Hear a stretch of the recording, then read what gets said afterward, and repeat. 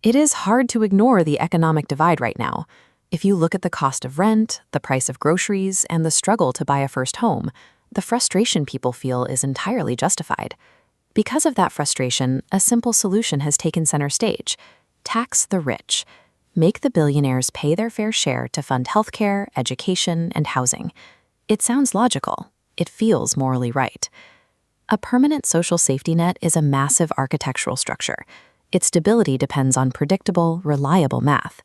If you build a heavy, permanent structure on top of a highly concentrated, fragile foundation, the entire system eventually collapses. True compassion for the vulnerable requires a foundation that remains stable over decades, regardless of political or market shifts. To understand the current stress on the system, we have to look directly at the latest data from the IRS. This diagram shows the distribution of federal individual income taxes.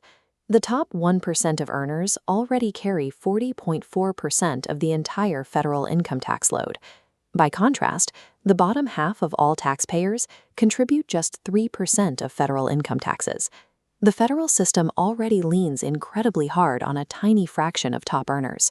When we look at state-level data, the concentration becomes even more extreme. Take New York State, for example. This 3D column illustrates New York's tax base. Less than 1% of all taxpayers fund 44.6% of the state's entire personal income tax. That is over $32 billion, resting on fewer than 100,000 filers.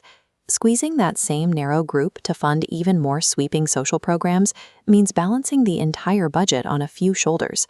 That extreme concentration leads us directly into a trap: volatility.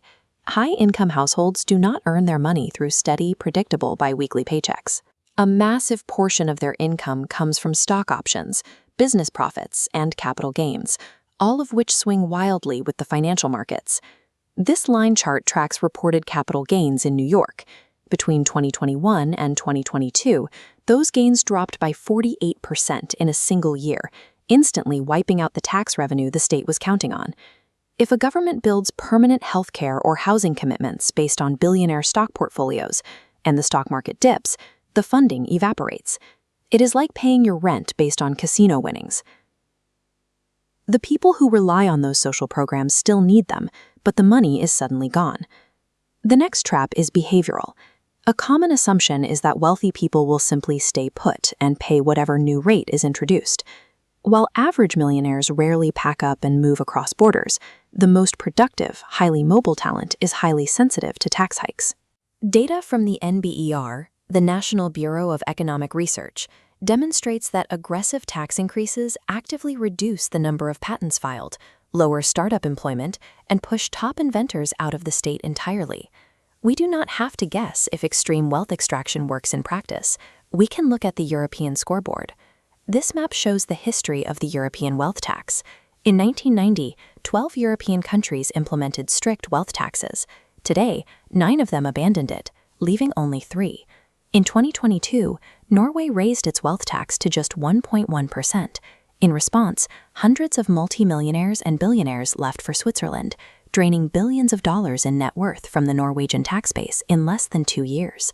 Those progressive nations did not repeal their wealth taxes as a favor to the rich. They repealed them because capital flight broke the budgets they were trying to expand. If heavy reliance on top earners makes the system too fragile, what actual policies successfully uplift the working class? The strongest evidence points to targeted, work-linked tax credits. Programs like the Earned Income Tax Credit, or EITC, directly incentivize earning. Research links increased EITC income to tangible, measured improvements in child health and education. The median U.S. home now costs 5 times the median household income. Because the root cause is a massive supply deficit driven by restrictive zoning and underbuilding, adding tax revenue to the market cannot solve the shortage of physical homes. Finally, broad-based economic growth is essential.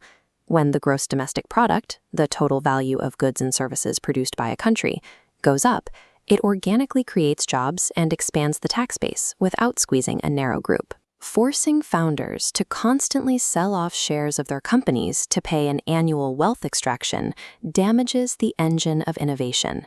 True upward mobility requires systems that generate broad, steady prosperity. Real compassion requires committing to the stable, evidence-based systems that actually work for everyone.